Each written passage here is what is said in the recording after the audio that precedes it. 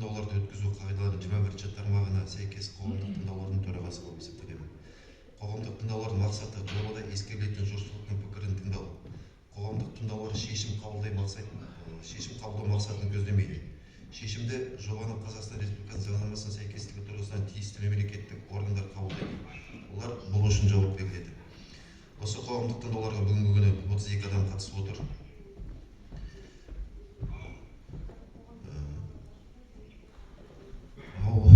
Жиынға қатысып отырған бәрін тіркеулеріңізді сұраймыз.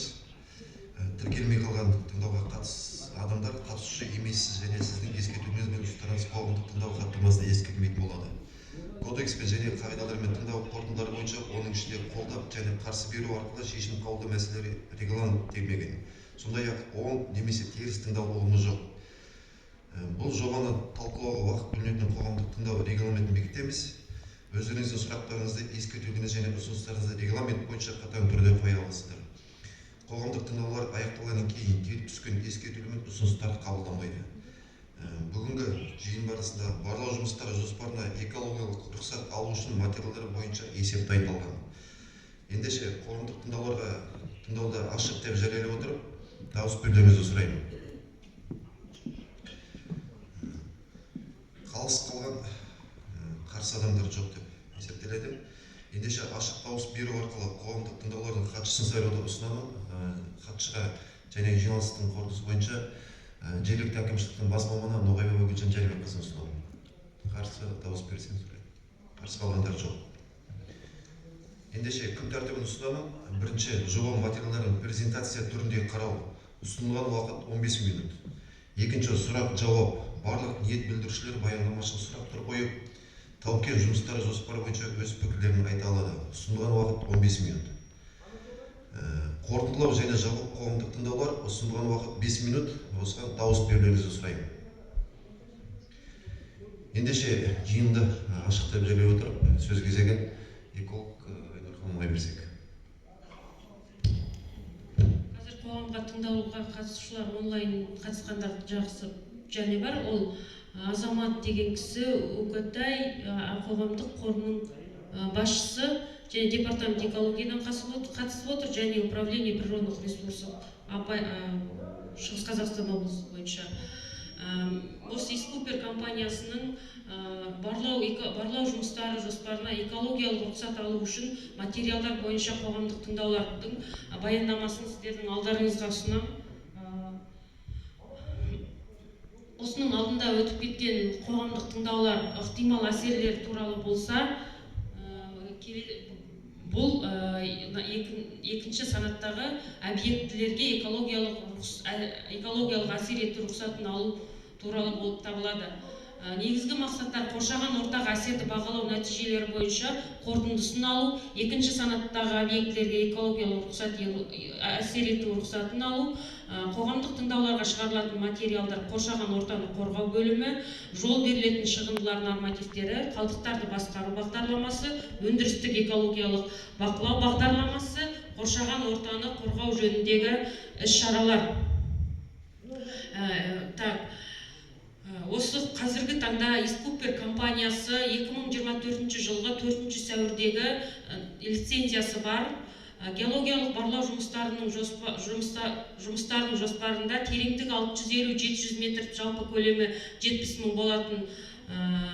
мың погонный метр болатын 117 ұңғыманы бұрғылау, кен орнын барлау 25-28 жылдар кезеңінде жүргізіледі.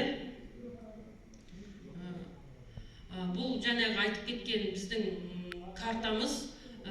Көкпен жобалық ұңғымалар беріліп отыр. Қызылмен санитарлық аймақ, ол Сибирская язваның су қорғау белдеуі және лицензиялық алаңның шартты пішіні. Келесі слайд. Бағаналы ұңғымаларды бұрғылау, барлау ұңғымаларының орташа тереңдігі 650-700 метр болады. Жалпы көлемі 70 мың погонный метр құрайды. Осы барлау жұмыстарын жүргізуге асыруға тартылса, егер далалық лагерді жайластыру көзделеді, олар 7 вагончиктар, жылжымалы душ, дәретхана, техникаға арналған шатырлар, материалдық техникалық қойма болып табылады. Осы геологиялық барлау жұмыстарын жүргізу барысында атмосфераға ластаушы заттардың жалпы көлемі 29 тонна шығады. Соның ішінде қатты заттар 4 тонна, газ тәріздес 25-63 тоннаны құрайды. Негізгі ластаушы заттар азот тотығы, көмір тотығы болып табылады.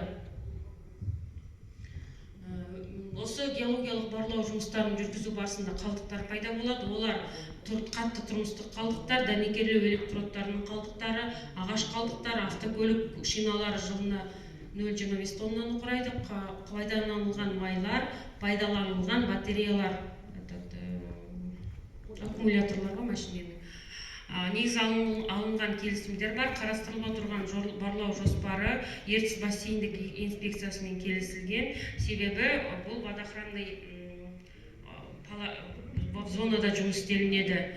Және де кәсіпорынның 2025 жылы қаңтар айының 24-інде арналған арнайы су пайдалануға алған рұқсаты бар. Сонымен қатар 2021 жылғы 25 қарашадағы нөмірі 8 хаттаманың 2 тармағын орындау бойынша қоршаның заказниктің қызметін қаржыландыруға, егерлердің қызметін қаржыландыру бойынша Тарбағатай ұлттық паркімен меморандум жасалынған болатын. Қорытындылар: күтілетін шығындылар жылына 29,82-ні құрайды.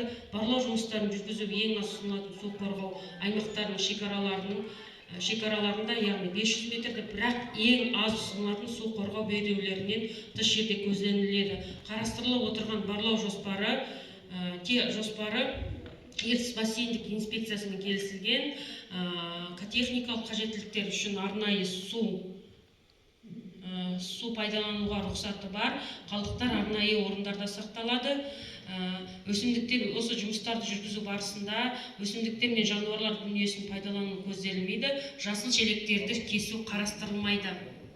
Осымен, егер осы геологиялық барлау жұмыстарын жүргізу барысында, егер қандай да бір қызыл кітапқа енген жануар, өсімдік болса, біз оларды өзіміздің тиіспеуге тырысамыз. Барынша Қазақстан Республикасының қандай заңнамаларында қандай шектеулер қойылған, соның бәрін орындауға тырысамыз, орындаймыз. Закон обязывает нас, получается. Сол, осымен менің баяндамам бітті. Егер сұрақтарыңыз болса, жауап беруге дайынбыз. Құрметті ауылдастар, баяндамаға байланысты сұрақтарыңыз, ұсыныс пікірлеріңіз болса, микрофон беріңіздер. Кезек-кезегізбен сұрақтарыңыз қойыңыздар.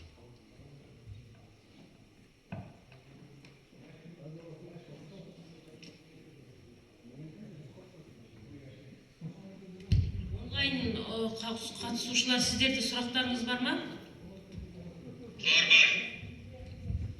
Аты жөніңізді айта кетсеңіз, өзіңізді таныстыра кетсеңіз. Иә, Азамат Анарбеков. Естіліп тұр ма? Иә, естіліп тұр. Иә, Үгітай қоғамдық бірлестігі. Сөйлей берейін бе? Иә, сөйлей беріңіз, микрофонда барлығы естіліп. Жақсы, мына сіздер жаңа айтып өткен қалдықтар, жаңа шегена, жаңа анау-мынау, солардың утилизациясы. Нені айтпай кеттіңіз ғой, ана сіздер барлау жұмысына химиялық қандай заттар пайдаланып жатсыздар да? Коробкада бірдеңке пайдаланып жүрсіздер ғой?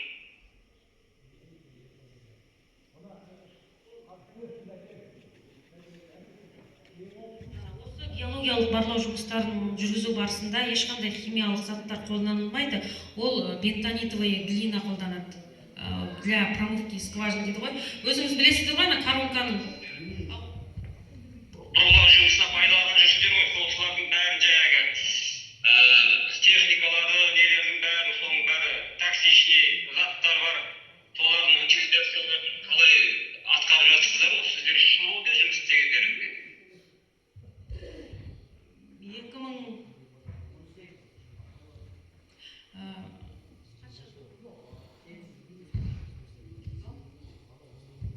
осы компания, Искупер компаниясы 2018 жылдан бастап жұмыс істеп жатыр.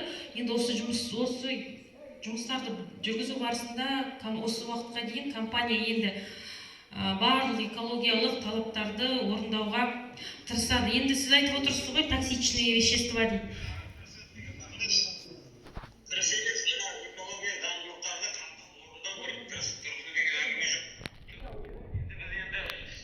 Таргет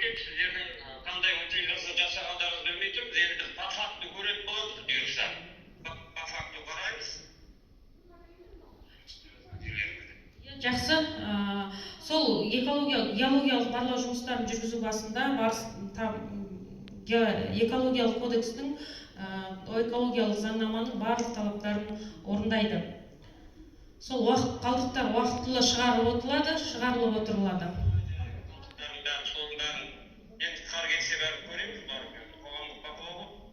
Бұл жерде қалдықпен жаңағы жұмыс істеп жатқан компания взаимоотношениясы бәрі осы заң аясында болу керек қой. Жауапкершілік. Иә, жақсы. Келіңіздер, енді басқа не деп айтамыз сізге. Компания өзіне қандай экологиялық талаптар бар, соның бәрін орындауға міндет алады.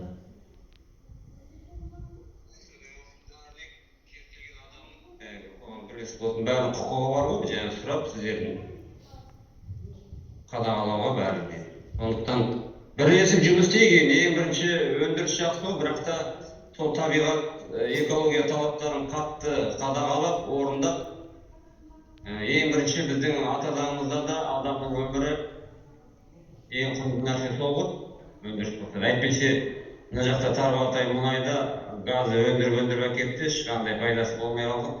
Сондықтан сіздер қазіргі бастан енді халықпен бірлесіп дұрыс қатынаста жұмыс істесеңіздер жақсы болады деп ойлаймын.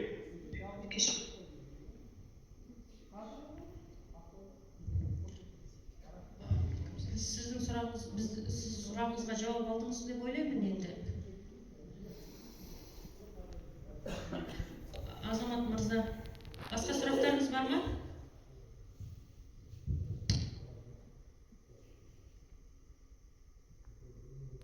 Олама бізге.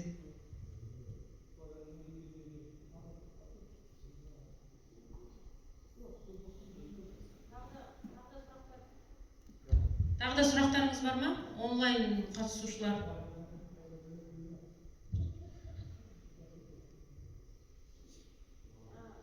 Слайд болғанда бізде не бар? Қалай десем екен? Ол бұл LED телевизорға шығарып тұрған не ғой? Слайд қой, слайд тұр мұнда. Енді сізге қалай көрсетсек болады? Міне біз көрсеттік оны. Заңда қандай не көрсетілген? Соны.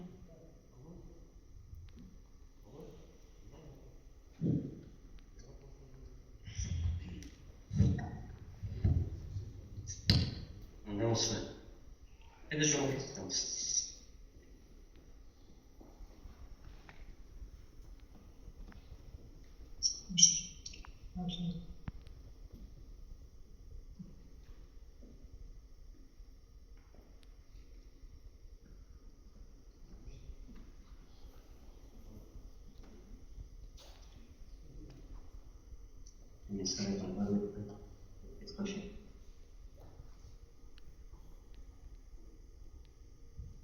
Ретінде дауыс естілмеген керек.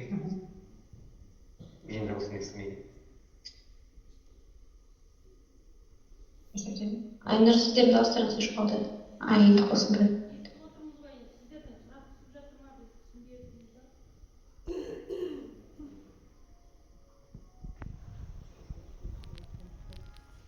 Айнұр ханым, онлайн сұрақ жоқ болса, мына жақта жалғастыра берсек. Айнұр, сіздердің дауыстарыңыз шығып тұрған жоқ. Дауыстарыңызды қосасыздар ма Zoom-да?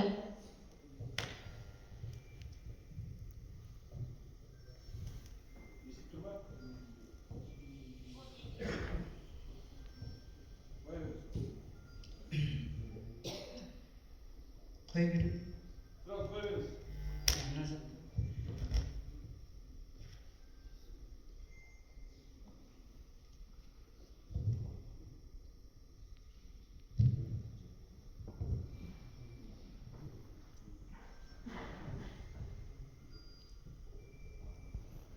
Айнұр ханым, онлайн сұрақтар бітті ме?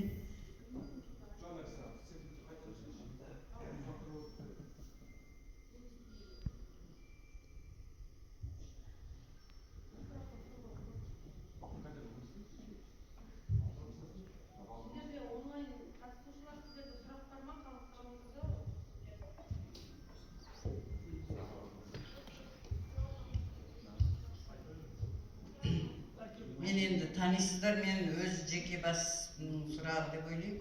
Жалпы осы Тұғыл ауылының тұрғыны ретінде баяғыда 21-ші жылы сіздер енді 18-ден бері жиналыс өткізіп келе жатсыздар. 21-ші жылы осы жерге ауыз су тартылған кезде бір эколог келген. Сол кезде айтқан, сіздер мына жаңағы қазбағайлық өндірген кезде де жалпы сіздер кейін ауыз суда лай су ішіп жүрмеңіздер. Соны жаңа бір онлайн сұрақ қойған кезде сол сұрақ көңіліме оралып тұр да, сұрағым мынандай. Тұғыл ауылының тұрғындарының ауыз суына, жер асты суларына, Зайсан көліне қаншалықты зиянды осы? Бұрғылау, жалпы осы қазбағайлық өндіру түбіне жеткен кезде, завод салынып бәрі болған кезде де біздің осы Тұғылымызда жаңа Бауыржан айтпақшы, не қалады, әлі ауыз суымыз таза болып, Зайсан көліміз таза болып тұра ма? Оған кепілдік бере аласыздар ма? Қаншалықты? Зайсан көліне қаншалықты зиян шегіледі ауыз суымызға, жер асты суларына, жалпы су мәселесіне? Кім жауап береді? Эколог Айнұр, саған сұрақ. Қазіргі таңда Зайсан көлінен енді біз алыс отырмыз ғой, 20 километр жерде. Оған енді зиян тие қоймайды. Когда фабрика болған кезде оның өзінің қоғамдық тыңдаулары болады. Ол кезде тағы да осындай раздел охраны окружающей среды дейді, қоршаған ортаға бағалау әсері болады. Ол кезде өзіміз бөлек оны обсуждать етеміз. Қазіргі таңда Зайсан көліне әсері жоқ деп айтуға болады. Ауыз су. Жер асты суларын биологиялық барлау жұмыстарын жүргізу барысында шектеспейді. Подземная водамен она не захватывает дейді ғой, не задевает она. Каждый жер асты, зияны жоқ, жер асты суларының өзінің уровеньдері болады, сол и достает. Геолог мырза айтып отыр, өзі осы барлау жұмыстарын жүргізіп отыр ғой, басы қасында болған кісі. Жоқ. Сонымен қатар осы жер асты мына экологиялық материалдарда осындай мероприятиялар дейді ғой, су қорғау шаралары қарастырылған. Не осы алдарыңызда тұр. Танысуларыңызға болады, оқып берейін ба? Иә. Сол уақытты алмайық деген ғой, сіздердің де.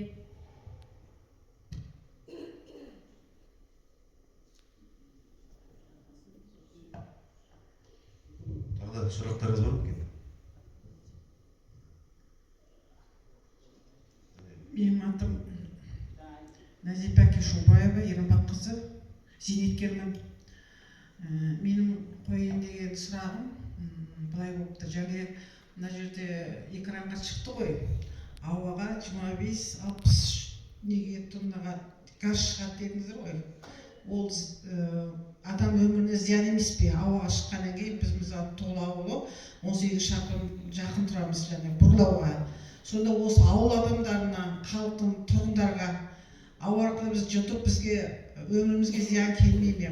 Ол улы зат па? Қандай газ болғанда, қандай газ ол? Ауаға шығады дейді ғой жаңа, мен экраннан оқыдым жаңа. Соған қалай жауап бересіз? Адамның бірінші біздің денсаулығымыз керек. Денсаулық зор байлық дейді ғой. Ертең біздің мына Тұғыл ауылының адамдарын қырып тастамайсыздар ма? Былай ауаға шығып деген сияқты. Кететін жағдай ол қазір геологиялық барлау жұмыстарын жүргізу барысында дизельный топливо дейді ғой, бәрі жағады ғой. Осы геологиялық барлау жұмыстарын жүргізу барысында барымыз білетін өзімізге белгілі дизельный топливо дейді ғой. Соны жағады ғой, содан шығатын мына заттар осылар. Кәдімгі ол просто научный түтін ғой, енді исследование түрінде. Ал, міне, осыны 29 тонна. Ал, сол дизельный топливо деп. Ол адам өміріне зиян ғой енді. Жоқ, ондай газ емес. Қайда геологиялық барлау жұмыстарын жүргізу барысында станок бар ғой, буровые станкиді қандай электрический привод немен жүргізеді? Вот соляркамен жүреді, міне, ол жер астынан ешқандай газ шықпайды. Жоқ, ол айтқан жоқ. Ол солярканы бұлқылады, ол жақты солярканы. Иә. Ол жақты ғой. Иә. Природный газ деген, басқа природный газ. Жоқ, мен сіз тұра тұрыңыз, мен мына апайдың сөзіне жауап берейін. Ол кісі міне мынаған конкретно сұрақ қойып отыр, мен содан кейін сізге жауап беремін. Міне мына кісінің соны айтып отыр. Солярка жағады, сол солярканы жаққан кезде осы газдар шығады, міне осы газ и көміртек тотығы мен азот тотығы дейді ғой сол. Иә, ауаға ұшып кетеді. Содан кейін, жоқ, соны айтайын деген, сіздің бізде содан кейін Қазақстан методика дейді ғой, Қазақстан Республикасының осы расчет рассеивания деген бар, недер, осы экологиялық сараптамадан өткен кезде расчет рассеивания деп жасайды. То есть, міне мынау газ шығады, и газдың ол атмосферный факторлар болады ғой, жел соғады, не соғады, ол ұшып кетеді де, и араласып кетеді. Расчет рассеивания деп айтады. Тұғылға жеткенше оның концентрациясы 0 и там 10 налей 1 болады. Оны сіз вообще сезбей қаласыздар.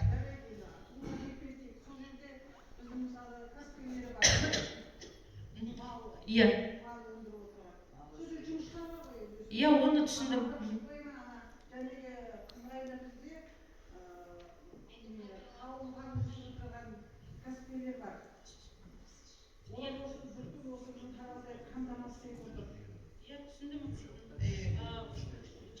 Бүкіл табыдай ауданын қамтамасыз етуді жәнегі көкөніспен. Мысалы, сол арқылы бізге халыққа зияны келмей ме? Оған қалай жауап бересіз?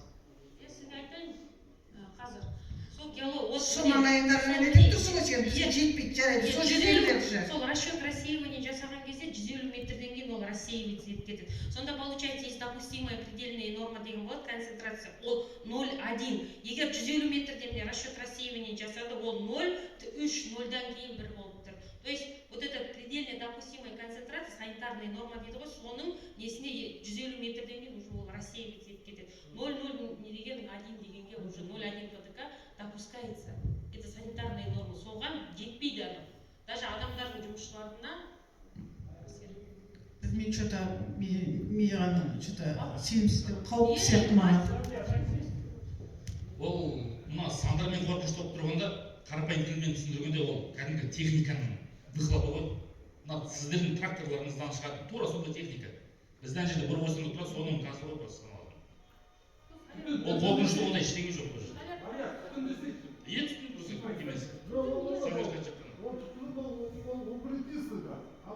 жоқ, енді ол сіздің сұрағыңызды енді аты жөніңізді айта кетесіз бе? Аты жөніңізді айта кетесіз. Иә, түсіндім. Қазір, ол сіздің сұрағыңыз бөлек қой. Апай, сіз айта кетіңізші қалай? Дұрыс жауап алдыңыз ғой, сол түрден оқы. 2018-ден бері қарай бұрғылау жұмыстары басталғалы, біз енді өмір бақи осы Зайсан көлінің жағасында тұрамыз. Бұл жердің халқының өмір сүру ұзақтығы 75-тен де жоғары ма деп ойлаймын. 100 жыл деп қайтыс болған қарттарымыз өте көп. Бірақ соңғы 2018-ден бері қарай ешқандай арақ ішпейтін, дезі ішпейтін 40 жастағы жігіттеріміз ұйқыдан тұрмай қалу фактілері көп. Сонда ол осы біздің тұғыл халқының денсаулығына зиян тигізіп жатқан жоқ па деп ойлаймын. Өйткені соңғы кезде өлім көп. Өлім болғанда именно жастар, именно 40 жастың ішіндегілер.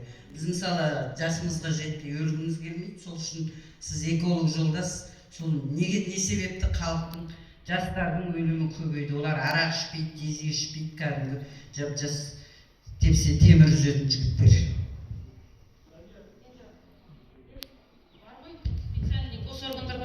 Санитар деген, сестрисниктар бар, сіздер енді врачтар бар. Мен оны айта алмаймын, не үшін адамдар сөйтіп, иә, соны, ол біздің компанияның әсерінен бе, әсерінен емес пе, ол енді қалай айта аламыз. Оны кәдімгі есть ана бар ғой, ана сес деп айтады ғой, сес бар, врач бар, олар бір заключение беру керек қой.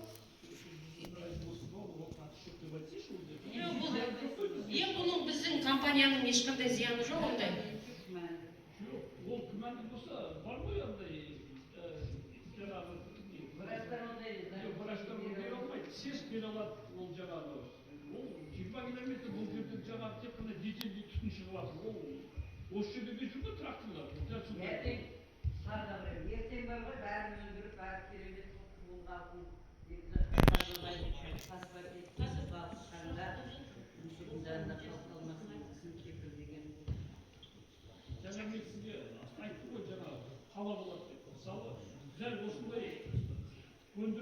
жанынан қала құрылады. Мысалы өзіңіз білесіз, Зырян деген қала бар, Риддер деген қала бар. Солардың бәрінің маңайында өндіріс бар ғой. Риддер деген сол баяғы полиметаллический комбинат 35-ші жылы ашылған полиметаллический. Соның базасында, өндірістің базасында Риддер қаласы құрылды мысалы. Ол өндірістің маңайында пайда болады ғой, жаңағы қалалар. 1958 жылғы ең алғаш бұл ауыл салынған кезде Приозерный надастроили. Сол кезде де бұның өзінің жағасында 17 километрге созылған Қытаймен сауда жүргізетін қала болады деп айтқан. Бірақ оны алла кәлемде совет үкіметі құлағаннан кейін біздің ауыл құрып кетті ғой. Енді болашақта қала болып жатса әрине құба қылып, бірақ енді соңғы кезде өлім көбейгеннен кейін көңіліме ұялап тұр деп. Соны өзіне ауыл тұрғыны ретінде айтылған құраман бар. Сұрағыңыз дұрыс. Қала болса, гүлденіп кетсе, гүлден сауыз, гүлденеміз бәрін. Бірақ енді Тұғылауыл тұрғыны ретінде соны айтқым келеді. Сұрағыңыз өте дұрыс. Мынау келешекте тағы да осындай жоба бар. Қазір енді ол қашан іске асатынын мен білмеймін. Бірақ қазір сондай не жүріп жатыр. Келешекте мына Қытайдан темір жол осы Тұғылға дейін алып келеді. Мына Тұғылда порт салынады. Өздеріңіз білесіздер, баяғыда болған, әзірде бар ма анау баржалар жүріп жатыр ғой. Өшкенге дейін Қытайдан темір жол келеді, былай қарай баржаменен ары қарап кетеді. Енді осындай жоба әзір әңгіме, бірақ білмеймін қашан болатынын. Бірақ осындай әңгіме жүріп жатыр. Ол да мысалы өте көп жақсы әсерін тигізеді сол елді мекеніне. Ол жерде жұмыс орны ашылады, ол жерде жаңадан жаңағы көп нелер ашылады. Ол өте керемет болады ол болса. Сондай әңгіме бар, бірақ келешекте көреміз, әзір айта алмаймыз. Мен ойлаймын, Тұғылдың келешегі керемет деп ойлаймын, жақсы болады. Әрине. Әмин айтамын.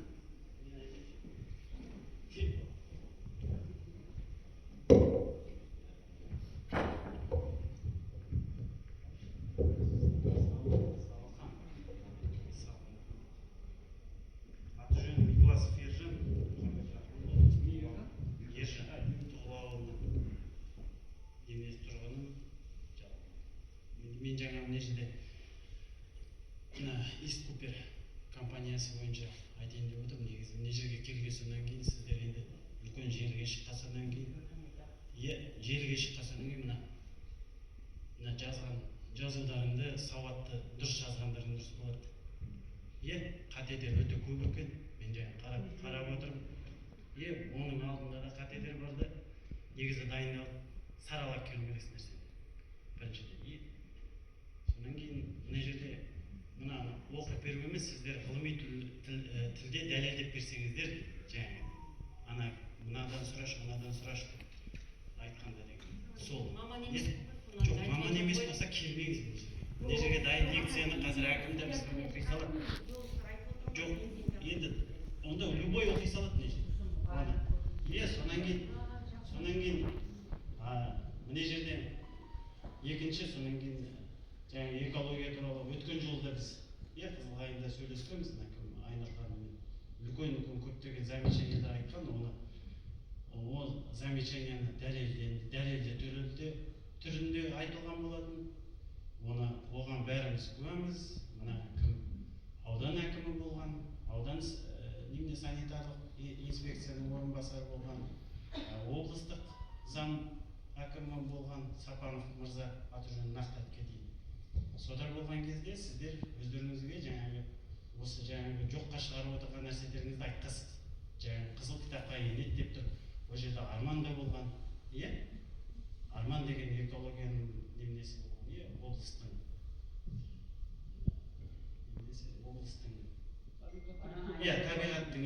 қоршаған табиғаттың. Ол өзі дәлелді түрде айтқан.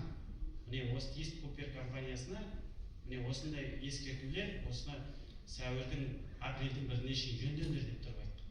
Ескертулер. Сол ескертулер күні бүгінге дейін қазір жүрген жоқ. Енді қыс болды, жарайды енді.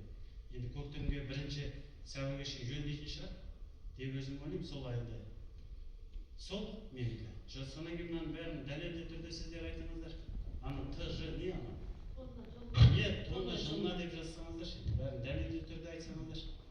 Сонан кейін жаңағы неге екінші санаттағы неме болып тұр ана? Қазір мен айтып алайыншы, сол екінші санатта. Сонан кейін келесі жолы өздеріңіз мына мұқия дайындалып келіңіздер. Мына секілді дайындық келмейді. Қате бәрі, слайдтардың бәрі анық емес, көрсетілмеген дәлел аз, өте аз, жоқ деп айтуға болады. Өткен жолғыдан да хуже болып тұр. Негізі өздеріңіз табиғатқа барып тұрып айналғанын көргенсіз осының бәрі. Қаншама біздің ауылдың тұрғындары барған сол жерде. Өздеріңіз көрдіңіздер, табиғатқа қандай зияндықтар келтіріп жатқан. Сіздер енді мына жерде дәлелдеп тұрсыздар, табиғатқа ешқандай зиян жоқ. Сонан кейін мына директордың немнен орынбасары, мына директордың орынбасары. Сіз Сабақхан. Осы естіпер. А директоры неге келмейді? Алдын ала жазылып, бәрінбай немнелерге жариялап айтты ғой. Сіздер мына жерге келіп алып бізге пойыз салады деп, осылай самолет ұшады деп, неше түрлі ертектерді айтып жатсыздар.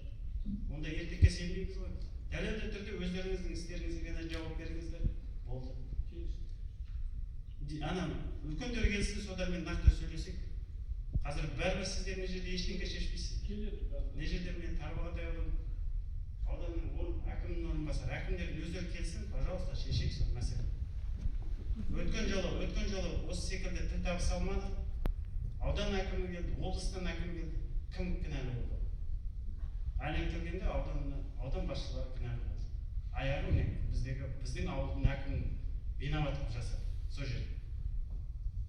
Сондай нәрсе дайындалып келіңіздер сіз. Мына секілді болмайды мынандай жерде. Представитель. Сонан кейін мына отырыстарымыз негізі ана жерде отыру керексіздер. Сіздер ананы тарап. Біз сіздерге қараймыз, ана слайдқа қараймыз. Көрінбей қалады деп тұрсыздар. Неменеге көрінеді? Ана жерге шетке қойсаңыздар бәрі көрінеді. Сол жақсы, рахмет. Жақсы сіздердің негізі мен мына Еступер компаниясының ана жерде жұмыс жасағанына жалпы өзі қарсымын. Жалпы. Тиісті дәлел алған жоқ. Қанағат болған жоқ. Сауатсыз жазғаннан бастап жақсы, сіздің сұрағыңызға жауап берейін. Сол экологиялық кодекс неге екінші санаттағы деп отырсыздар. Қазіргі таңда біз экология департаментінен скрининг өттік, сол жерде екінші санаттағы деп отырған. Сонымен қатар экологиялық кодекстің 12-ші бабының 4-ші тармағына сәйкес геологиялық барлау жұмыстары екінші санатқа жатады. Қоршаған ортаға зиян келтіру несіне сәйкестігіне байланысты. Геолого-разведочные работы. Сол тағы қандай сұрақтарыңыз болып еді?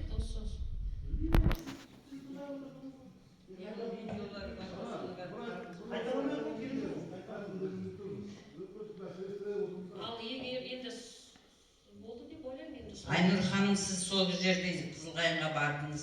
Оның бәрі видео, әлеуметтік желінің бәрінде жүрді ғой. Соны енді осы жаққа келерде неге қарап шығып, не айтылды, не айтылған жоқ. Любой жиналыстың, любой встречаның, любой жұмыстың қорытындысы болу керек қой. Содан кейін жаңа сізге представитель ылғи айтасыз ғой.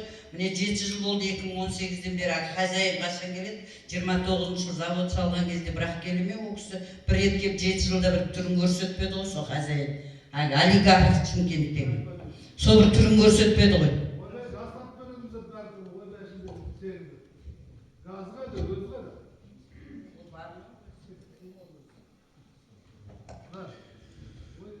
Жақсы, құрметті ауылдастар, біздеріне көкейлеріңіздегі орынды сұрақтар қойып жатсыздар. Жауабын алып жатырмыз. Енді жаңағы жиналыс барысында айтылды ғой, өткендегі алдындағы жиналыстан жергілікті комиссия құрылып, экологиялық жағдайға ең бастысы бізге экология бұзылмау керек. Біз Талқан біз комиссия құрылып, бақылау экология жағдайы дейді. Ендеше сұрақтарыңыз жоқ болса, бүгінгі барлық сұрақтарға жауаптар, ескерту ұсыныстар хаттамада көрсетілетін болады.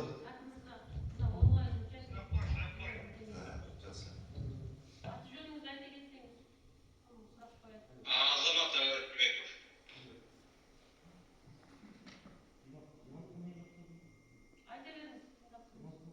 Иә, бұл ана облыс әкімі орынбасары Сапанов мырзаның тапсырмасымен құрылған жаңа комиссия нақты дұрыс жұмыс істемей отыр ма сонда?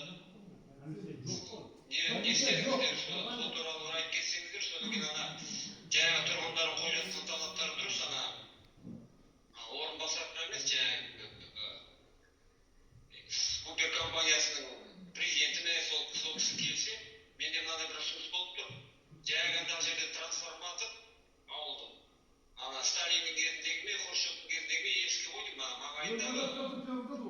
жұмыс істегенге жаңағы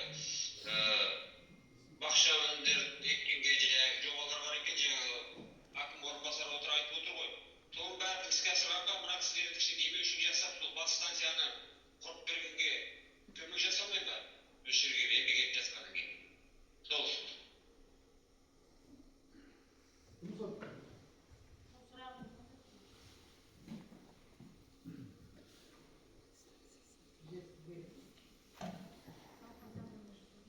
Бұл жерде ұсынысқа айтып жатыр ғой менше сұрақ емес. Иә, жаңа кім айтты?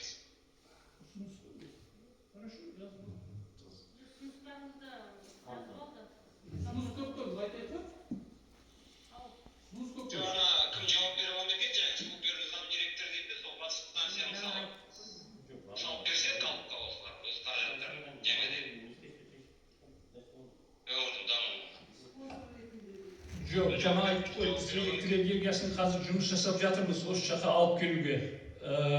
Ол енді ол бір күнде бола салмайды, ол үлкен жұмыс, ол бойынша жұмыс жасалып жатыр. Біз ол заводты салатын кезде обязательно электр энергия керек. Оларды бұрын біз электр энергияны алып келеміз. Ол сонда шешіледі оның барлығы. Ол жағда жұмыс жүріп жатыр қазір. Ағасы, завод салынғанша, ол үлкен жұмыс қой, завод салынғанша, мына подстанцияны, жаңа подстанция қойып берсеңіздер мына. Ол айттық қой, подстанция бойынша жұмыс жасалып жатыр қазір. Кегокпен бірлесіп жұмыс жасап жатырмыз. Облыстық энергетика басқармасы бар, Кегок бар, ол жайында жұмыс жүріп жатыр. Солай шешілсе, мына халыққа да бәріне жақсы болатын еді солай жұмыс дамуына регионның.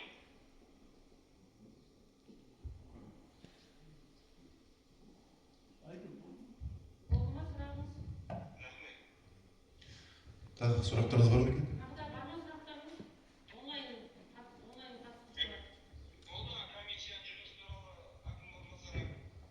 Неше рет отырыс болды, комиссия соны бір айтып кетсе болған екен.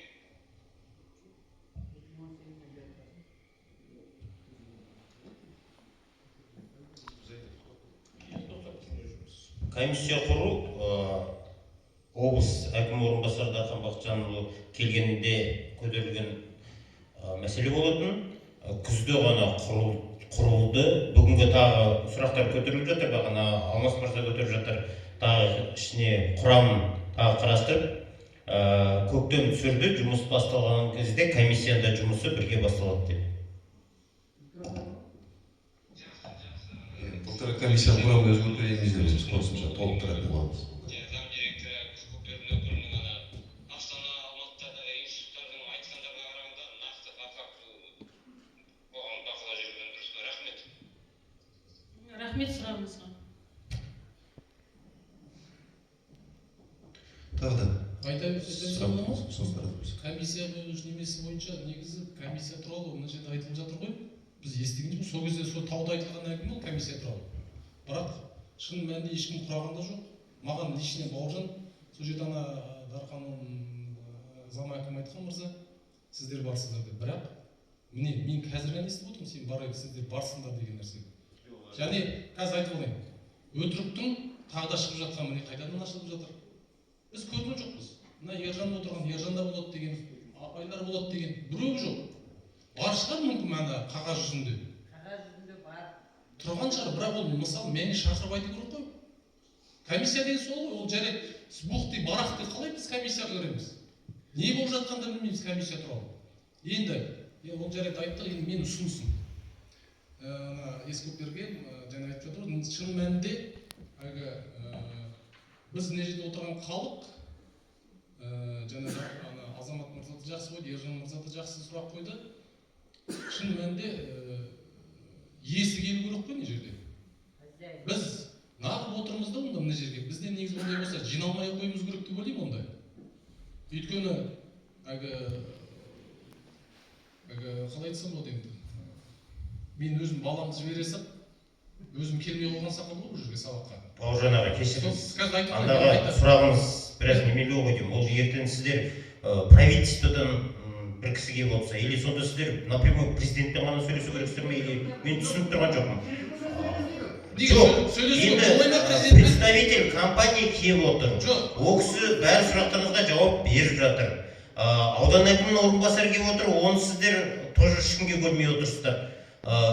Біз де бір жұмыс істеп жатқан шығармыз енді бір определенный. Енді обязательно сіздерге уровеньді көрсетіп, сіздердің сұрақтарыңызға бәріне жауап беріп жатыр ғой компания, мен ойлаймын. 8 жыл болды, 8 жылда уже басы бұл келмеді осында. 8 жыл болды бұл. Келеді. Қалай келеді әлі? Жоқ, және тақты қайтадан айтайық, біз жай ғана сұрадық, онда жарайды, сұрамай қойық.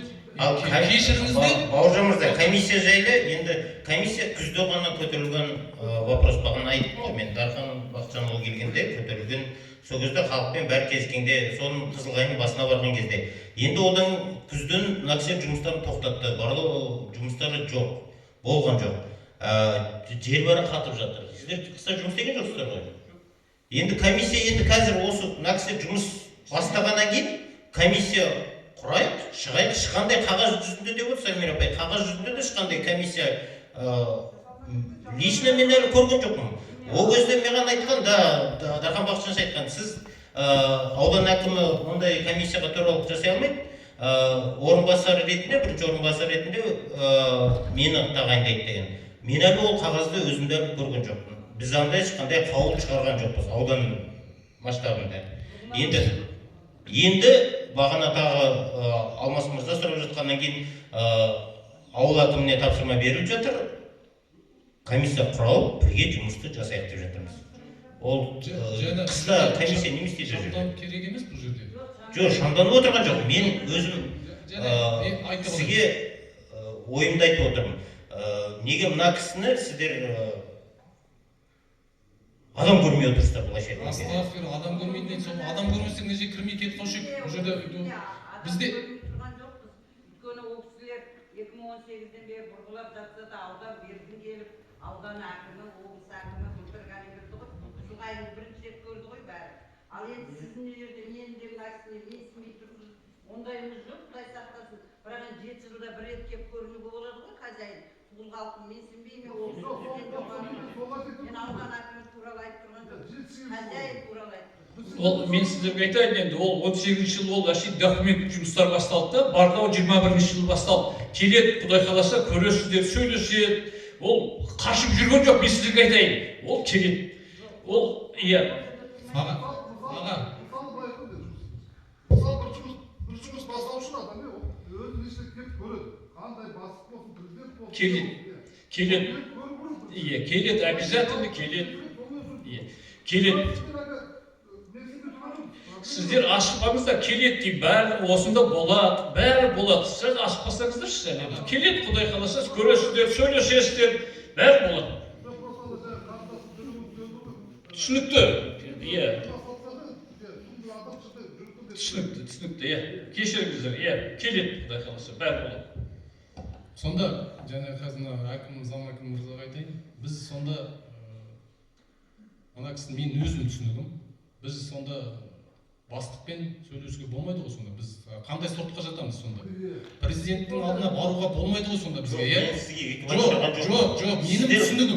менің түсінігім, мен айтып алайын, жаңа тыңдадық қой, тыңдасаңызшы, сіздер тыңдау үшін келдіңіздер, онда жиналыс өткізбеңіздер, ондай тыңдағыларыңыз келмесе адам баласына. Бізді менсінбей отырсаңыздар, тыңдамай қойыңыздар. Шығып кете берейік онда, жиналыс өткен жоқ деген сөз онда. Неге тыңдаңыз? Президент келу керек па дейсіз? Сонда біз халық емеспіз ғой сонда бұл мемлекеттің. Менің түсінігім бойынша. Министр келді, болды сіздерге президент не керек деп сіздің сөзіңіз. Ал директор келген жоқ, замы келіп тұр, басқасы не керек деп тұрсыздар. Сонда қалай? Тыңдаңыз, мен айтып алайын. Мен сізді тыңдадық қой, бағанадан бері тыңдап отырмыз. Ондай болса жиналыс өткізуге болмайды, сырттай жасай беріңіздер де, істей беріңіздер, өз білгендеріңізді. Біздің халықтың басын қатырып жинамай қойыңыздар.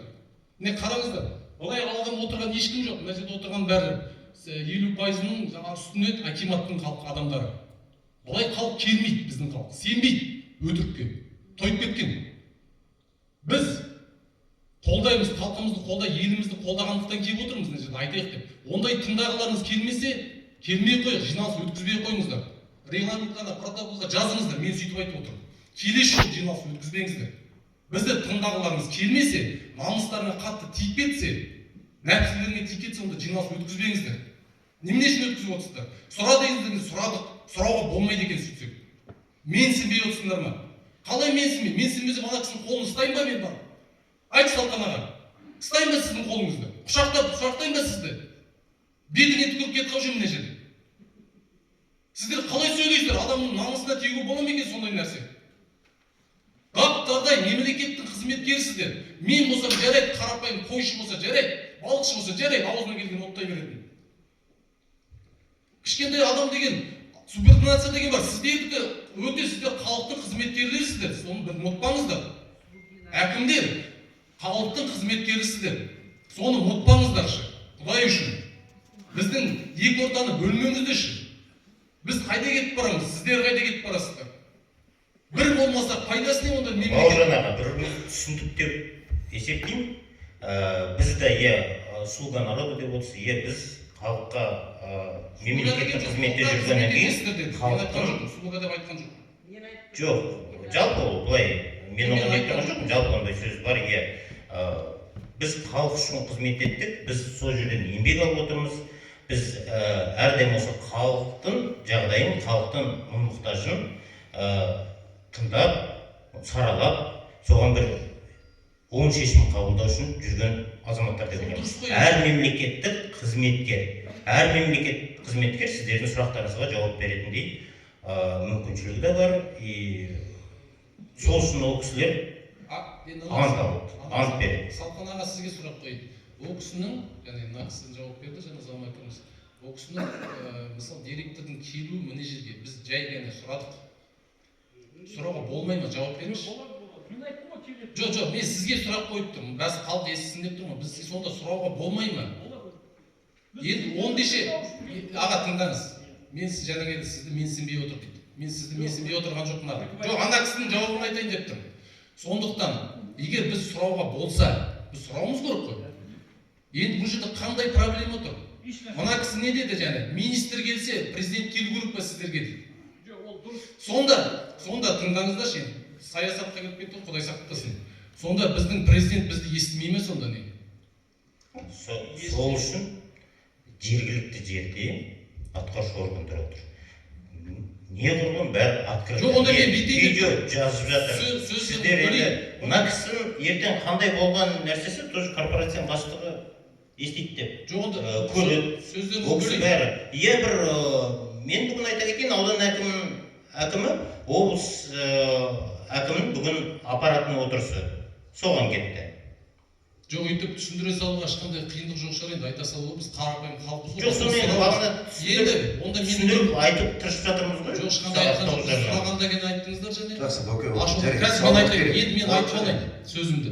Ондайша мен бүйтемін енді. Міне бүкіл халықтың өзі мен ертеңнен бастап жазамда президентке барамын.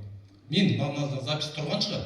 Міне қазір Тарбағатай ауданының әкімінің орынбасары сізге баруға болмайды деп айтты. Мен шын айтамын, валлахи барамын. Сол кезде жауап баруға болмайды емес. Ол кісілер келмейді емес. Ол кісілер келмей жатқаннан кейін, осы жерге қатыса алмай жатқаннан кейін представительдер келіп отыр деп түсіндіріп айтып жатырмын. Әр сұрақтарыңызға жауап береді, өз құзыретінде. Егер де құзыретіне кірмесе, ол кісілер жоғары жағына жеткізеді. Жоқ, мен айттым ғой жаңа мен ана сөзін бауырым. Сен өзі әкімнің орынбасары болып мемлекеттік қызметкер болғандықтан ондай сөз айтуға болмайды. Допускать етуге болмайды. Мен өз басым рас айтамын. Мен бүгінгі осы өткен жиналысты жазамын да жіберемін президентке. Өз басымнан. ЕГО-ға кіремін қазір. Осы жерден шығамын да жіберемін. Осындай жиналыс өтті деймін. Президент мырза деп тұрып айтамын, қазір айтайын. Менің өтінішім бізді естімейді деп жатыр. Өйткені министрлеріңіз естиді, сіз естімейді екенсіз.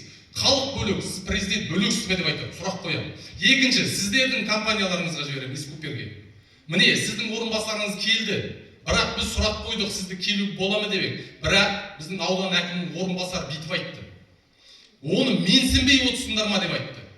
Сондықтан өзін, мысалы, қазір орынбасар, әкімнің орынбасары өзінде келтіріп отыр. Мені менсінбей отырсыңдар ма деп. Құдай сақтасын, адам менсінбейтіндей. Біз соғыршама не, қайда кетіп қалдық біз? Айда отырмыз ба не? Өздеріңізді алдарыңызда отырмыз. Тіземізді бүгіп, рұқсат па екен сұрақтарыңызға жауап берейік. не болмаса бізге сұраққа жауап беріңіздерші. Сонда біздің сұрауға болмайды екен ғой. Ол келуге бола ма екен, болмай ма екенге. Мондай менсінбеу деген нәрсені мынандай регламент, мынандай жиналыс өтіп жатқан кезде мүлдем мен өзім айтайын. Ойлап қосуға болмайды деп ойлаймын да. Ондай нәрсені. Біз және ғана келістік қой осының алдында болған жиналыста бір-бірімізді сыйлайықшы, бір-бірімізді тыңдайықшы. Жоқ, мына жерде тыңдайтын құлақ естімедім, көрмедім. Сондықтан мына жерде мына жиналыс өтті деп ойламаймын, өткен жоқ мына жиналыс, дұрыс емес, қайтадан өткізейік. Орынбасары келмей ме, келе ме білмеймін, бүгіннен бастап өз басын президентке жазамын. Болды. Бауыржан, болды, осымен әңгіме бітті. жақсы, енді осынша жақсы өттік, енді ертең ораза білесің. Енді жақсы өткен жиналысты енді осындай нәрсеге алып барамыз ба? Ұят емес пе енді? Жоқ, болды, ладно енді. Ұяттық деген нәрсені біз сіздер жақтан ұяттықты көріп отырған жоқпыз. Сіздер халықты менсінбеуді түсіндім мен. Біз ондай сөз айтқан жоқпыз бұл жерде. Біз бәрін тыңдап. Жоқ, неге? Жаңағы бәрі. Неге енді? Жоқ, тоқтаңыз аға. Сіз үшін неге ол кісі жауап береді? Жоқ, енді онда сіздің де бұл жерде құзыретіңіз шамалы болып тұр ғой онда. Жоқ, Бауыржан, бұл жерде ол жаңағы олай айтқысы келген жоқ, ол басқаша түсінік болды да. Жаңағы ол айттық қой енді. Бірінші басшылар келеді әлі, бәрі ол сәл ашықпаңыздар, жұмыс жүрсе, Құдай қаласа бәрі болады осы жерде. Келеді, сіздермен де сөйлеседі, осы жерде болады, барлығы болады. Бірақ сәл жаңағы бір-бірімізді сыйлап, жақсылап жүрейік. Өзім айттым ғой бағана. Сыйлап жүрейікші бір-бірімізді деп. Сол сөзге тоқтайық енді. Мен айттым, бірақ сыйлауды көріп тұрған жоқпыз аға. Бір-бірімізді сыйлауды көріп тұрған жоқпыз аға. Сонда не? Аудан әкімінің орынбасары мынандай сөйлесе.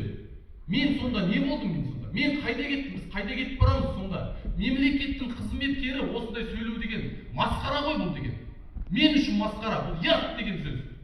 Міне Ержан мырза сіздердің қателіктеріңізді айтып берді, грамотный қате, грамматический қателіктерді көрсетті. Жоқ, бұл жерде тыңдаңыздар, тек қана бұл жерде мына сіздер бар былай екен. Аллахты еске алдық, оразаны айтып, бірақ сіздер қорықпайды, тек қана президент қана қалды. Бізді естиді президент қана деп ойлаймын мен. Енді болды жазу апайлар, тұғыл халыққа жазудан басқа түк қалған жоқ. Сол кезде ғана бұл кісілер былтыр келген кезде, аудан облыстың әкімі келген кезде қалай сөйледі? Көрдіңіздерші, қалай сөйледі? Аудан әкімі де бас қалай болды? Қазір облыс әкімінің Дархан мырза айтты, Бауыржан деді, тыңдаңыздар, бірдеңке болса маған қайтадан жазыңдар деді. Мен қайтадан шара қолданамын бұлармен деді. Енді басқа амал қалған жоқ. Мен өз басым айтайын. Мен осыны тоқтайық па деп ойлағанбыз, дұрысталған шығар, бір-бірімізді түсінген шығармыз ауданда, халықты. Бірақ бұл жерде халық пен мемлекеттің қызметкерлерінің ортасында жер мен көкті үйді көзімен ашықтық көрсетті бізге, бақырайып тұр.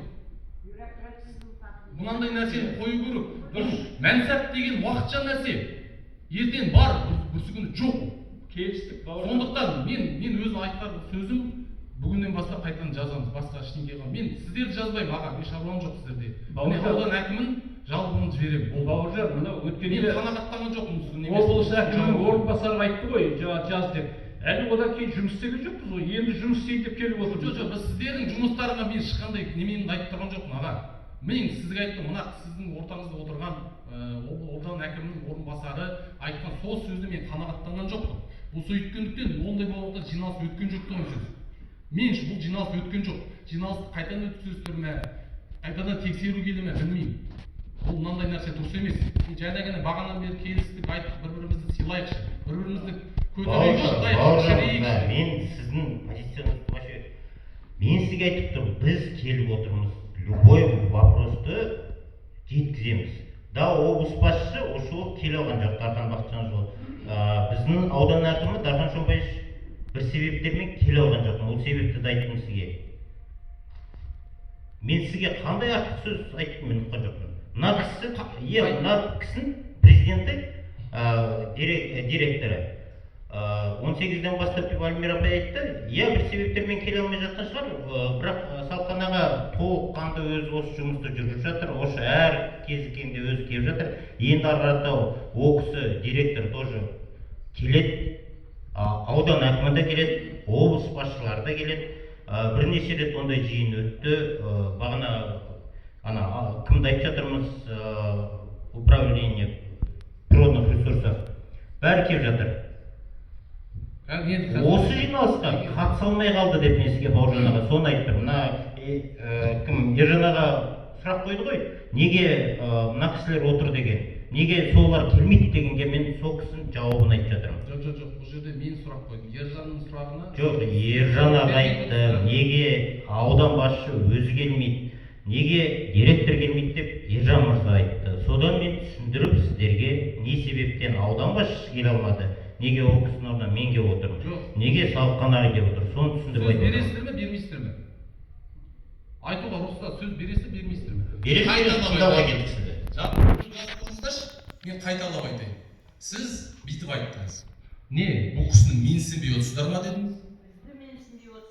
Мына кісіні Салқан ағаны менсінбей отырсыздар бір айттыңыз. Мен келіп отырмын. Ол аудан орынбасары. Оны менсінбей, сіздерге министрге келсе, сонда министрде менсінбейсіздер ме? Президентті ғана сұрайсыздар ма деп айтты. Мен сол үшін ғана ашып отырмын. Басқа да мен шаруам жоқ. Мына сұраққа, мына айтқан сөзіңізге жауап беріңіз. Мынаған жауап беріңіз. Одан кейін мен айтқаннан кейін бәден айттым. Аудан әкімі жиналыста отыр екен. Ол мен айтқаннан кейін. Ержанның сұрағына жауап берген жоқсыз. Қателеспеңіз. Біз мақұлық болсақ, жынды болсақ, онда қарапайым тұрайық та кетейік. Мына жиналыс өткен жоқ. Протоколға жазайық, бұл жиналыс өткен жоқ. Болды. Өйткені не себептен? Аудан әкімінің орынбасарының себебінен. Біз менсінбей отыр екенбіз. Аудан ағасы кем отырған. Егер де артық бірдеме кем болып жатса, менен болсын, кешірім. Халық. Мен халық үшін қызмет істеп жүрген азаматпын. Бір жыл болды осы қызметте келгенім. Мәркім мынандай үлкен бір жиналыстарға, мәркім бір сөйлеуге қабілетім, мен педагог емеспін, философия емеспін. Мен өзі 20 жыл банкіде жұмыс істегенмін. Мне математический склад ума дейді ғой. Орысша айтқан кезде кешірім өтінемін. Сондай склад ума. Мен мынандай халықтың алдына шығып бір отчет беріп, соны мен сіздерге Ержан мырзаның түсіндіріп айтайын дегенмін. Ал сіздің бір артық бір жерім болса, кешірім өтінемін бауыржан. Біз халық үшін жұмыс істеп жатырмыз, халық үшін келіп отырмыз. Ал егерде сіздің өз құқығыңыз, айтып жатсыз ғой, Дархан Бақытжанович бар, жоғары инстанция бар, өз құзыретіңізде әр азаматтың өз заңдылығы бар, өз конституциялық правосы бар. Оны ешқандай... Мен айтайыншы, когда айтып болсаңдар, мысалы, сен айтып жатсыз, мен банктен келдім деп. Мен педагог емеспін, мен философ емеспін деп. Онда ше мен 11 сынып бітірген. Одан кейін артық сабақ оқыған жоқпын мен. Мен өмір бақи мал бағып келе жатырмын. Сонда мен сонда мал бағады екенмін деп, қой бағады екенмін деп, мен қойшы сақыл сөйлеуім керек пе? Жоқ, мен сіздің айтып сұрағыңызға мен жауап берейін деп сұрақ қойып отырмын. Сіз математика, мен математика есептейміз дедім. Мен қой санаймын, қойға не керек, қандай шөп жеп, қай жерге жаюым керек, мен сондай сөйлеуім керек пе? Бұл жерде субординация деген бар.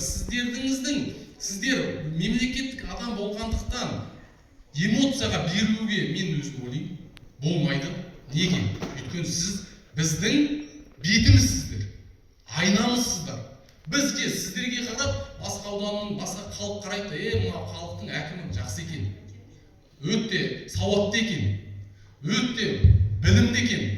Нағып сондай болғымыз келмейді біз. Нағып біз өзіміздің бір нәрсені былықтырып аламыз да, содан кейін ақталып отырамыз. Мен ақталуға болады, өйткені мен оқымағам, 11 класс оқығанмын. Бауыржан аға, мына управление природных ресурсов дейді ғой, басымыз ғой біз. Замечание бізге түсіп жатыр. Қайталап беріңізші.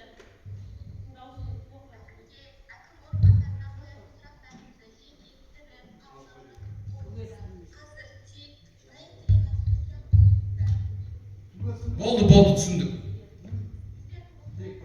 Сұрақ қойыңыз. Мына Исткупер компаниясына тағы сұрағым бар.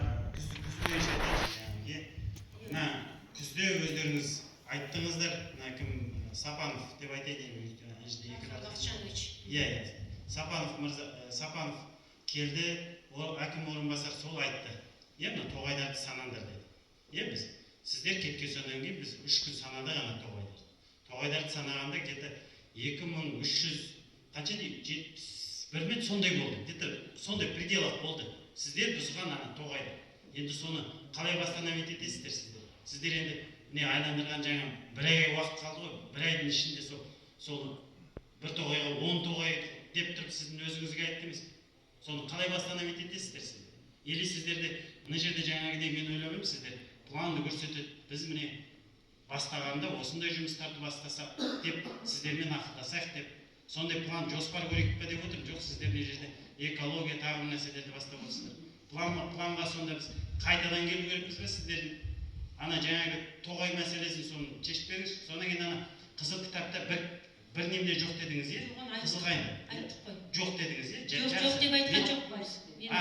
Жоқ деп айтқан жоқпын. Мынау анау босқа қоғамдық тыңдау ғой, мынау басқа қоғамдық тыңдау. Мында бар деп айттым. Кезіккен жағдайда кезіксе, егер барлау жұмыстарын жүргізу барысында қызыл кітапқа енген өсімдіктер кезіксе, біз оны жұлмаймыз.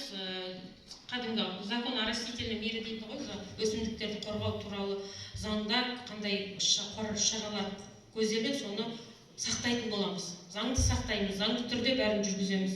Жоқ, біз өткен жол айттық қой.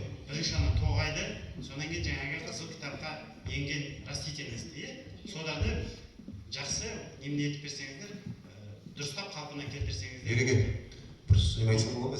Өзімнің сұрағым жауап ретінде.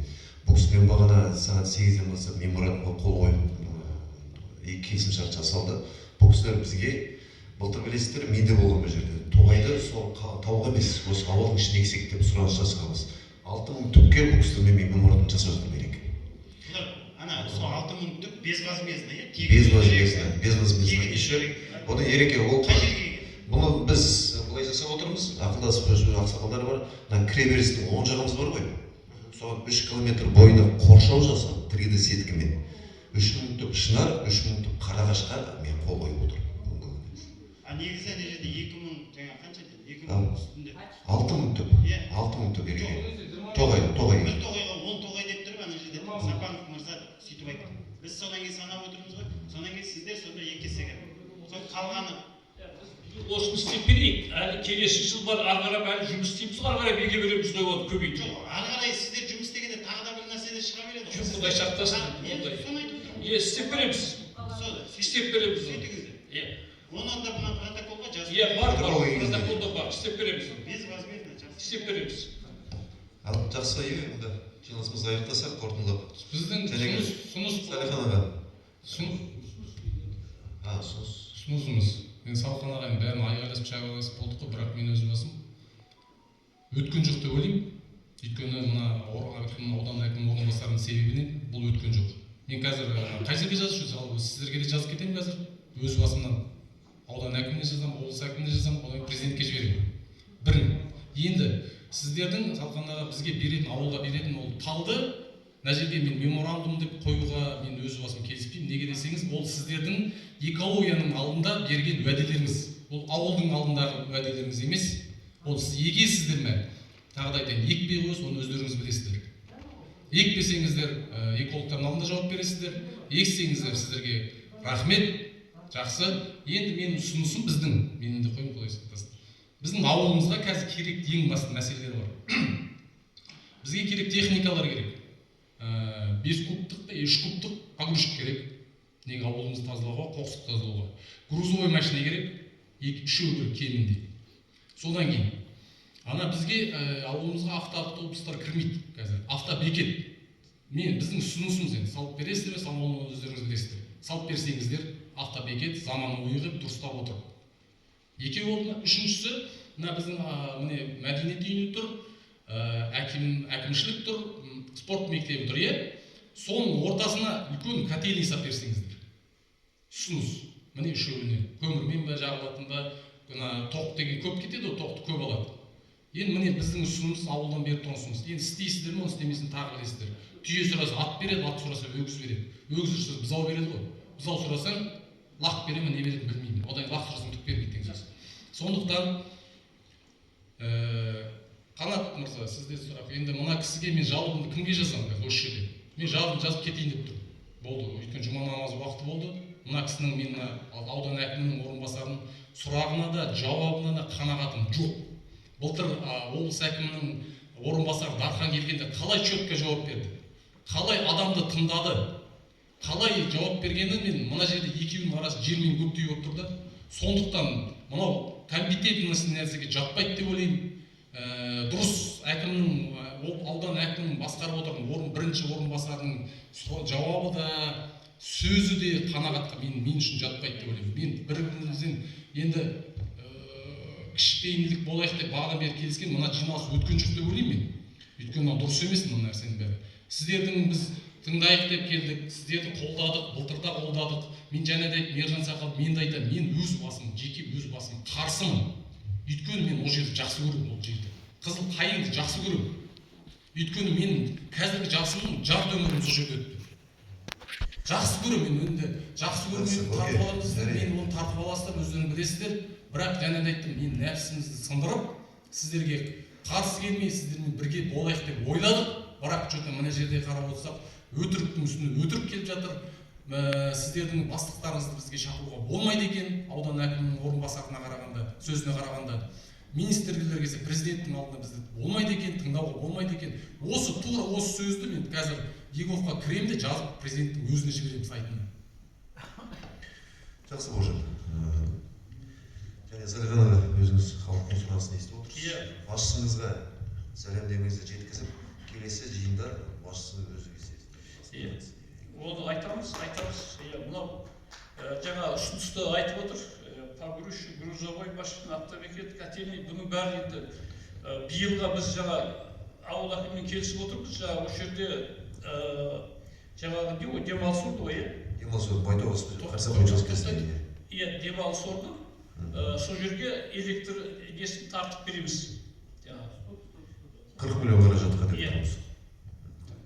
Мен жаңа түсінбедім, қай жерге демалыс орны? Ол ереке меморандумда көрсетілген Қызылқайың Байтоғас Қарсақбай учаскесінің туризм ашу немесі бойынша. Қай жер? Туризм ашу, туризмді Қарсақбай учаскесі. Ол жерде неме салмашы? Туризм ашылып жатыр ғой ереке. Туризмге жоқ, оны туризмді кім жасаған жатыр? Ол аукцион ретінде аукционмен жер беріліп жатыр. Әрбір азамат қатысып саты жер алып, өзінің домигін қойып, демалыс орнын ашуға үлкен жұмыс жасап жатыр, инфраструктурасын дамыту мақсатында. Өте бір керемет дүние ғой. Сол жерге бұл кісілермен меморандум жасап отырып, ертең свет тартып беріңіздер сол жерге. Жоқ, оны жалпы қазір. Жалпы деймін. Жалпы жаңа немде свет бойынша айтайын да. Ол мысалы біреу жер алып алатын болса, ол өзі тартып алу керек секілді мен. Жоқ, ереке, ол жерде свет жоқ. Ол жерде светтен мүлдем жоқ. Білем, ол езана счет тарту керек қой. Мына біздің атымыздан тарту керек қой да. Өздері мемлекет өзі жаңа жерді береді, частный жер болады ғой, частный. Содан өздері тартып алсын, пожалуйста. Біздің атымыздан емес ода. Біздің атымыздан жасамау керек қой да. Ал Қызылқайында Қарсақбайда мен білсем 2012 жылы 5 үй салған. Зона отдыхаға 5 үй салған. Сол үйлер қайда қазір? Бұл жер су басып кетті ғой. Жоқ, су басып кетті, ол значит тиімсіз деген сөз ғой ол. Жоқ, ол ақтамағасын, онда үй тұрмағасынан кейін, ол сразу басқан жоқ. Ол керек емес нәрсе де. Ондай зона отдыха ол керек емес нәрсе ол жерде. Пожалуйста, мына тұғылдың тұмсығына жасаңыздар. Ол жерде кезінде болған үйлер, сол жаққа шейін тартыңыздар, пожалуйста.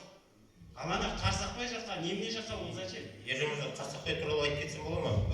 Жоқ, мен айтып Байтоғас пен Марат мырза, мен жаңа айтып отырмын ғой, өз басым жаңағы айтып отырмын. Неменеге жаңағы мына меморандумға қойылған біздің мына жерде жаңа естіп отырмын. Свет мәселесі бойынша. Неге светті біз тартып беру керекпіз? Бәрі. Мемлекет, аудан әкімінің өзінің бюджеті бар. Ол зона отдыха, оны частныйларға салып береді екен. Ол жерге жеке өздері үй салады екен. Оған біз светтің бәрін тартып беру, ол біздің міндетіміз емес қой. Частный предприятие. Қазір мысалы күн сәулесі бар. Сол секреттермен экологически чистый нәрселерді жасауға болады ғой. Оған қанша қаражат бөліп отыр екен? Бөлген жоқпыз әлі. Жоқ, жалпы қанша? Жалпы 40 сұрап отыр. 40 миллион сұрап отыр. Есептеттім. Жоқ, керек емес. Лучше осы ауылымызға сіздер мына тұғылдың тұмсығына жасаңыздар. Ол жерде кезінде болған столбылардың бәрі тартылған, сол жаққа тартыңыздар сіздер. Ол зона отдыха генплан сызылған кезде ол жер келмейтін болып тұр. Өйткені іркес көздің жағасы түгел жеке меншік көрдіңіз. Жоқ, ол жекеменшіктерді келіп сөйлесіп. Жоқ, ешкім жерін қайтармады. Ол да сөз болған. Біз жинап хозяйстволардың иелерімен сөйлескенбіз. Ешкім қайтармады. Пайдаланбаса дұрыс емес. Мәселе сол болып тұр. Бағана немен айтып жатсыз ғой, 5 үй деп. Ержан мырза түсіндіріп кетсем. Байтоғас пен Қарсақбайдың ортасында біз былтыр 1 жыл проект жасаттық. Областной архитектура, содан кейін Ертішевский бассейн дейді ғой, зона подтопления деген болады. Ол бір бәленбай жылдықын зерттеп, сонда біз Байтоғаста меморандум деп жатқан кісі, мына кісілер, ол Байтоғаста осы Тұғыл ауылдық округіне кіреді. Ол жақта осы немене болғаннан кейін, Байтоғас пен Қарсақбайдың ортасында Байтоғасқа бара жатқан жолдың оң жағында, көл жағында емес, оң жағына, жоғары жағына шығарып отыр. Ол жерде су подтоплениясы, зона подтопления кірмейді ол. Ол зерттеліп бірнеше жылдың анализімен жасалған нәрсе. Ал свет ол каждый үйге тартылмайды. Свет сол жерге немене қойылады, КТП қойылады да, бір үлкен линия жүреді, ал және сіз айтып отырған үйлер, аукционмен алған үйлер өздері кіргізіп, өздеріне тартып алады. Ал бизнестің, енді жалпы аудан даму туралы бағанадан әңгіме болып жатыр ғой, жалпы өзінің экономикалық әлеуметтік жағдайымыз, аудандікі, жалпы Тұғылдың да әлеуметтік жағдайын көтеруге туризмді өте бір жақсы әсер бере ме деп есептейміз. Неге десеңіз, туризм қазір дамып жатқан, бұйырса жолымыз жөнделсе, қазір өз жерде жазда барсаңыздар өз білесіздер, былай декарем дейді ғой, қаншама кісілер бар демалып жатыр. Үйлер салына бастаса, биыл өзі 10 участок шықты, тағы да 10 участок аукционға шығады. Аукционмен уже ауданға емес, Тұғыл ауылының округіне 2 миллион 700 ақша түсті. Қазірге аукционға, ол 2 жылдыққа аукцион аренда болады, 2 жылдан кейін үйлерін салған жағдайда ол жекеменшікке оны выкупать етеді, предпринимательдер. Оны біз енді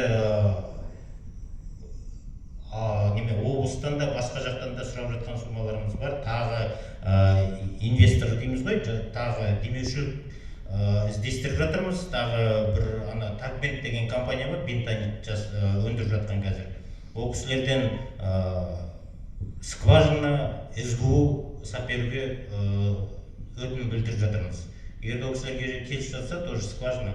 Ал бағана бюджеттен деп жатыр, именно бюджеттен біз да инфраструктура жолын бюджеттен сұратыстырып жатырмыз, ал именно скважина, электричество деген нәрсені оны бюджеттен берілмей жатыр бізге әзірге. Ол туризміміз дамып кетсе, бізге де жақсы әсер бере ме деп ойлаймыз ауданымызға. Және де қосымша айта өтейік, бағана бұл кісілермен меморандум жатырмын ғой, мына кіреберіске және тоғай егіледі. Ол және айтып жатыр ғой, бұл кісілер міндетті деп. Міндетті болғанмен бұл кісілер қоршаумен бірақ жасап береді, 3 километр бойына. Және түнгі жарықтандыру электричествосының кіреберіске тап беру уәде беріп отыр біз кісілер. Мен айтсам былай, жаңа айтып жатсыздар ғой, туризм дамуы бәрі тамаша ол, ауданға келген ақша ол. Сіздер неге өз Куперді мына Тұғылға емес, аудан көлемінде пайдалануға тырысасыздар, сындыруға, как говорится. Шынын айтқанда, оны Тұғылға жасамайсыздар, немене астрада кетеді. Әмір апай, Байтоғас ауыл біздің ауылға енді, бізге қарасты ғой. Тұғыл халқы астрада кетеді екен де, ал аудан әкімі келеді екен де, өзін 2 жылға берген, арендаға берген, олар туризм неменесін салады екен, мына кісілерді пайдаланады екен. Жоқ, Әлмир апай. Почему ана жаққа жасайды? Әлмир апай, ертең ол жер алып, азаматтар үй салып жатқан енді ол бюджет, налогы бүкіл өзіміздің ауылға түседі. Мәселе сол ғой дамыту керек деген. Қазір ол налог демекші, онда мен сіздерге салқан ауылға бір ұсынысымды айтайын тағы да. Менің бауырларым бар, Буровой компаниясы мына кісіге айтқан, біздің ауылда Тұғылда тіркеліп тұр. Соған жұмыс беріңіздер. Буровой бұрғылау жұмысын беріңіздер. Міне ауылға көмектескіздеріңіз деп тұрмын. Ол міне облыстың қанатқа көрсеткен, тіркей қойған, тоқтаңыздар айтып алайын біріншіден. Енді қанат, братан, ағамыз ғой енді. Ренжіме, бірақ айтайын дегенім, мына жерде қоршау туралы, қоршамау туралы әңгіме болған жоқ. Ол жерде бұл кісілер аудан әкімінің, облыс әкімінің заманында да, экологияда рұқсат өздері айтқан. Біз егіп береміз. Ондайша мен менен айтайын. Бізге беріңізші ол ақшаны бәрін есептеп. Біз өзіміз егеміз, міне халық болып. Сіздер бастан қатырмай қой, есепте біз сіздерге әкеп береміз. 20 мың түптің ақшасын, сметасын әкеп берейік. бізге ақшаны аударып беріңіз, бір ТО ма, ИП ма ашамыз, ешкімді кірістірмейікші аға. Енді мынандай нәрсе тағы да сіздерге осында болған, ана жерде құдық қазылды аға. Қазір айтайын деген, ол қараңызшы, ақшаларыңыз босқа кетті. Ол жатыр сол жерде. Ешкімге қажеті жоқ.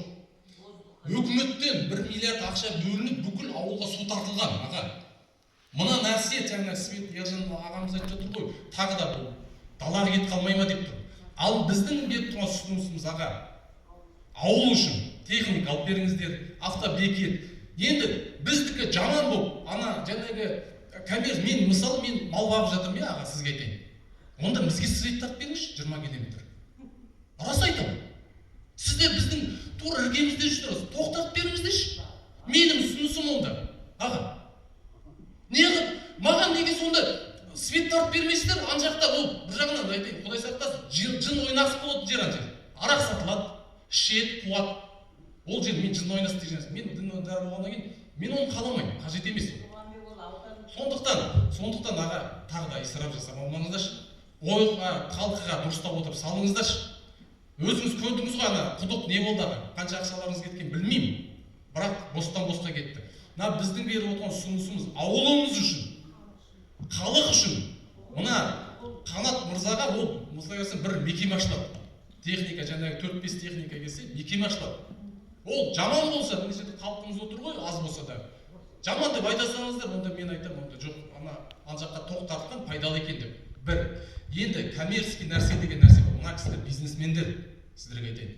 Мен де мал бағып жүрдім, мен де бизнесте жүрген адаммын. Ешқашан мен үшін ешкім ештеңе тартып бермейді. Солай ма? Солай ма или жоқ деп айтыңыз. Мен үшін, сіздер үшін біреу бірдеңе істеп бере ме? Сіздер оны дәлелдеп, қаншама тер төгесіз, міне бізге келіп сөз естіп, ұрыс естіп жатсыз балаңыздай адамдардан, мысал қарасаңыз. Ол сізге жатады, жақсы болса қараңыздар. Енді мен өз басымда Ержанға қосыламын, бізге ол жаңағы 40 миллионға бостан-босқа ақшаның далаға ұшып кеткеніне мен қарсымын енді. Өйткені дұрыс емес нәрсе деп ойлаймын. Өйткені міне ауылымызға беріңіздерші. Сізді мына бүкіл халық қолдап тұрып қарсы аламыз. Рас айтамын.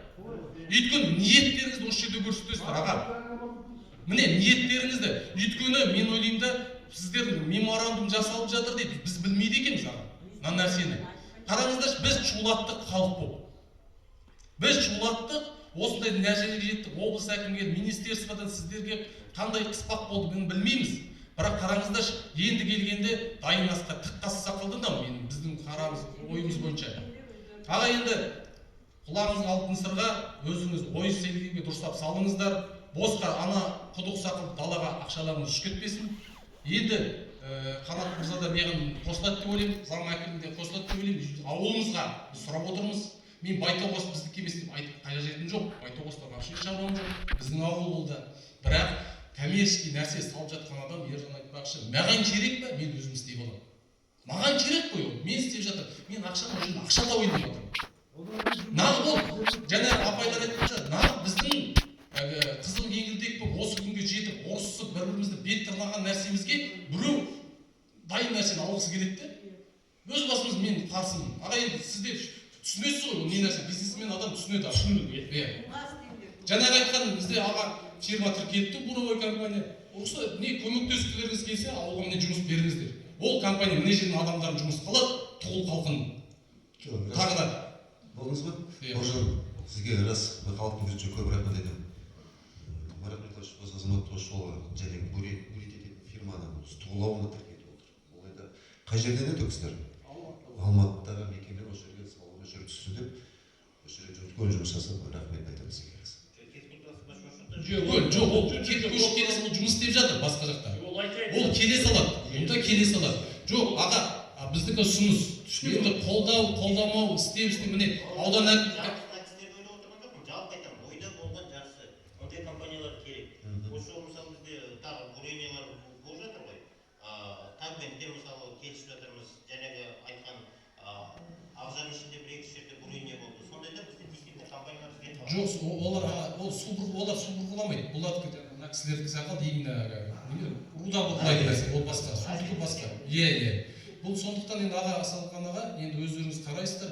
Мен ойлаймын енді бұл менің ғана өтінішім емес, біздің ауылдың өтініші деп қарайсыздар деп ойлаймын. Жақсы, енді окей. жұмыс істегіміз келсе, бір бірімізді түсінгіміз келсе, осы жерден көрсетейік, бір бірімізді бетімізді ашайық, ана перденің артында тығылып отырған немені шығарайық, масканы шешіп лақтырайық.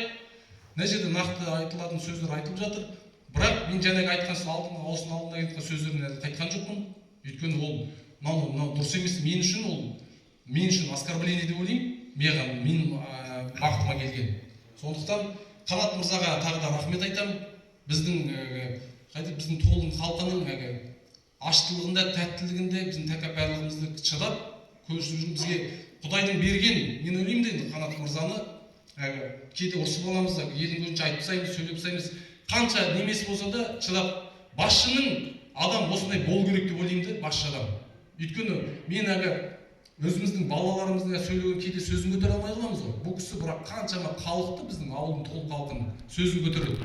Мен өткенде қыста күзде тұрған кезде облыстың әкімінің көзінше мен Қанатты жерге тапқам, өзі біледі Қанат. Бірақ бірде-бір ренішін де көрсеткен жоқ. Ол ағалықтың, мен ойлаймын да, ең үлкен нәтижесі деп ойлаймын да, менің кемшілігім деп ойлаймын. Бірақ мен жаңа айттым ғой, мен өзі не болса айтып кетіп қалғанды қалаймын да, бірақ бармағыма қысып алып, артынан нәрседе жасағанды қаламаймын. Жақсы, окей, рахмет. Түсіндік деп ойлаймын бір-бірімізді. Бүгін жиналыс барысында талай сұрақтар қойдық, көкейдегі жауаптарын алдық деп ойлаймын. Ендеше ағайындар уақыт шектеулі. Жиналысымызды аяқтасақ, бүгінгі келіп түскен барлық сұрақтар, жауаптар, ескерткен ұсыныстар бүкіл хаттамаға түсірілетін болады. Және бұл хаттамаға қол қойылып, экологиялық порталға салынатын болады. Ендеше ағайындар, қоғамдық тыңдаулар өткізу қағиданың 23-ші тармағын ескере отырып, қоғамдық тыңдаулар өтті деп есептеліп және жабық деп келгендеріңізге көп рахмет.